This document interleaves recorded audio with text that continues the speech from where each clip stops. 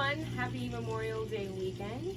So I was fortunate enough to come across some kettlebells. It's only a couple, but for today's workout I wanted to go through some leg exercises that you can do with just 2 kettlebells of different weights. So this is mainly a workout for those of you that are fortunate enough to have some kettlebells. If not, you can always use different varying items around the house that maybe weigh a similar weight. The 2 kettlebells that I have are 30 pounds and then 15 pounds. So I'm going to show you just a couple exercises that you can do for your legs with a couple kettlebells. For our first exercise, we're going to do a goblet squat. So a goblet squat means you're just holding the weight up high like a goblet. You can do it with a kettlebell, you can do it with a dumbbell, or you can do it with any kind of weight. We're going to do it with a kettlebell.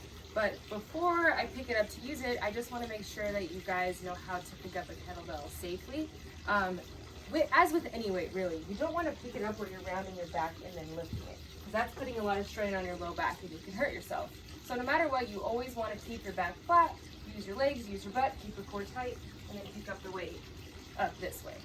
So, holding the kettlebell like this, you're going to, I'll do it sideways so you can see.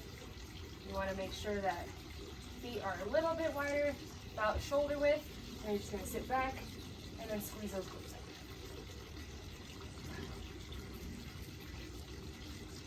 We'll go 8 of these. I'll show you forward. 6, 7, and then perfect. And so for those, and then when you put it down, just make sure, again, your back is flat. But for those, try to do at least 3 sets of about maybe 8 to 12, and you should be good on those. Okay, so for the next exercise, I'm going to show you a sumo squat or a sumo deadlift. It's more of a deadlift motion, but some call it a sumo squat.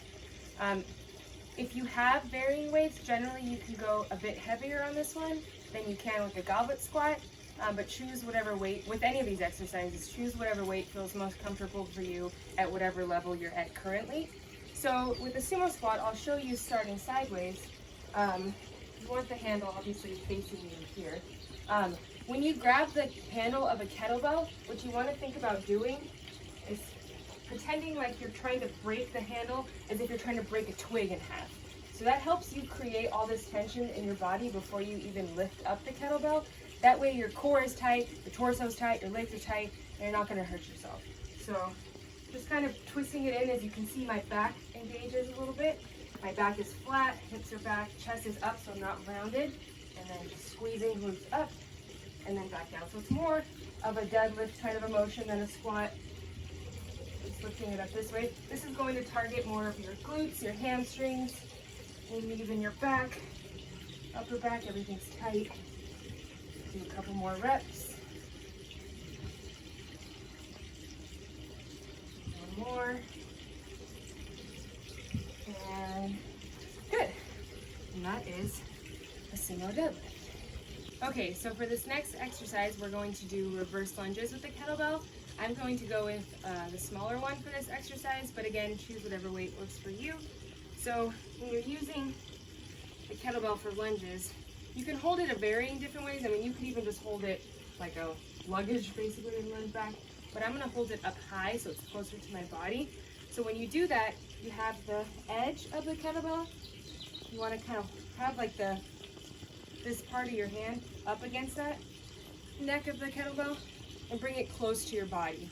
And it should kind of sit packed, like your shoulders should be packed as you're doing it. It shouldn't be all loose. You want to keep everything tight. And then going to, hopefully I'll do it this way so you can see. We're just going to go 8 each leg. So you want to go back on the side that the kettlebell is on. So that leg is going back.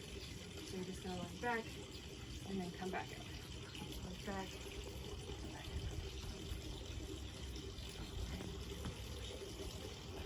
And you should feel this in the opposite side mainly.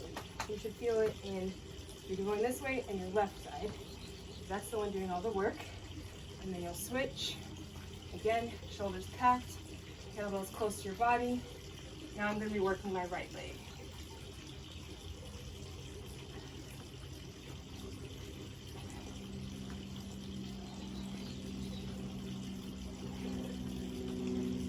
Got 3 more.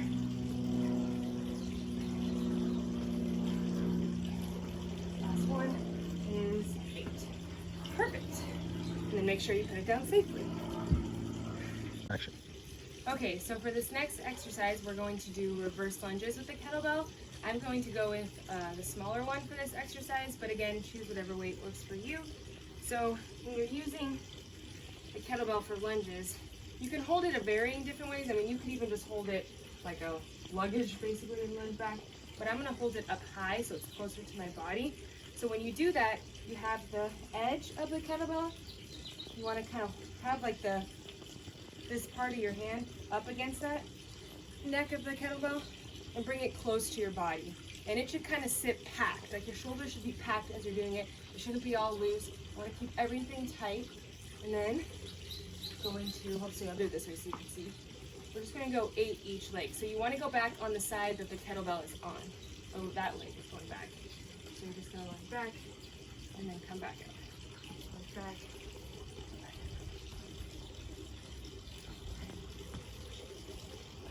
And you should feel this in the opposite side mainly. You should feel it in, you're going this way and your left side. That's the one doing all the work. And then you'll switch. Again, shoulders packed, kettlebell's close to your body. Now I'm going to be working my right leg.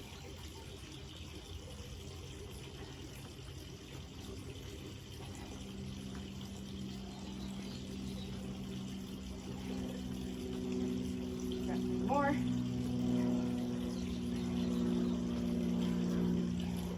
Last one is 8. Perfect. And then make sure you put it down safely. So this next exercise is a little bit of a tricky one in that it involves a little bit more balance, a little bit more movement control, but it's a really good and effective exercise for hamstrings, glutes, all the posterior chain muscles in your back. So it's called a single leg deadlift. So we did the sumo squats or sumo deadlifts earlier, which target a lot of the same muscles, but this really targets kind of individual muscles. So just like the lunges, it's always important to do a single leg exercise when you're doing lower body, because sometimes one side may be weaker than the other, and if you're always doing double leg exercises, you may be compensating. So it's important to do single leg exercises to get both sides strong.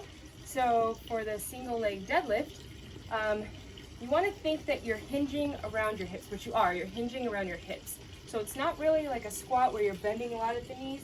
It's more so bending from here and then back up. So if you think there's a pretend imaginary stick behind your head, your like low back and like your mid back, the stick should be right there.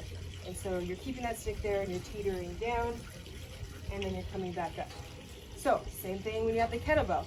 And generally go a little bit lighter with the first set because this one's a little bit harder. You can even do it without any weight just to practice. And if you have a mirror at home, you can practice in front of the mirror just to kind of watch yourself. You want to make sure you're not flaring your hips back or rounding your back at all. So you just want to come back, pack that shoulder in so everything's nice and tight, and then you want to squeeze the glutes up. And up. So I'm trying not to rotate this right hip back. I'm trying to keep everything square to the ground. Really feel it on my left leg. We'll go 8 reps each side. That's 5, 6. There is a slight bend in my knee, so my left leg is not completely straight. There is a slight bend, but I'm moving mainly around that side. So we'll switch. Okay, and you want to try to place the kettlebell right about at the arch of your foot. So that way when you pick it up, it's in the perfect spot. It's not too far forward, not too far back, and not too far out. So right at the inside of your foot. Back. And you'll notice one side's going to be a little bit weaker. This is my harder side. And always kind of aim for that arch of your foot. And sometimes it might help to hold a stick, because it is a lot of balance. So holding a stick can help kind of keep you balanced, especially when you're learning how to do this. I lost track, we'll do one more. Perfect, and that is a single leg kettlebell deadlift. Okay, so the last exercise we're going to do is a bridge or glute bridge or a hip thrust with a kettlebell. This one's a little trickier because normally we're used to doing either no weight or a barbell across our hips, but we're going to try it with a kettlebell. You're just going to put the weight right here. The most important thing with this is that you keep I mean, you should always be thinking about this, but you want to keep your core tight throughout the exercise because the weight is going to be sitting on your pelvis. You want to make sure that you have your core muscles activated and you're not just letting it go, and you'll feel it immediately, like, oh gosh, I have like a weight in my gut. So you always want to keep your core tight. Again, choose what weight feels comfortable for you. You can start without any weight and then gradually go up, but I'm going to be using the 30 pounds. So just going to lift it up, bring it right onto my hip, kind of like that low pelvis area. Core is tight, and you just want to squeeze your glutes up and then back down.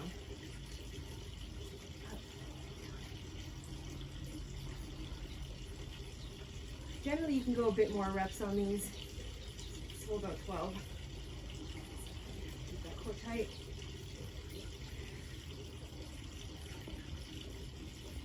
2 more. You should feel your booty burning, hopefully. Last one. Good. And then make sure that you're safe. Bring the kettlebell off to your body. And then you come back up. And that is the end of the leg workout with kettlebells. Again, if you don't have kettlebells, you can use any other kind of heavier weight. Make sure that it's something that's not going to fall off, or that it's not going to you're not going to hurt yourself using it. Something that is stable, put together, and heavy. And if you have dumbbells, you can do all of these exercises with dumbbells also, or you can use milk jugs or any kind of heavier weight. So thanks for watching, and hope you guys have a nice and safe Memorial Day. Take care. Bye-bye.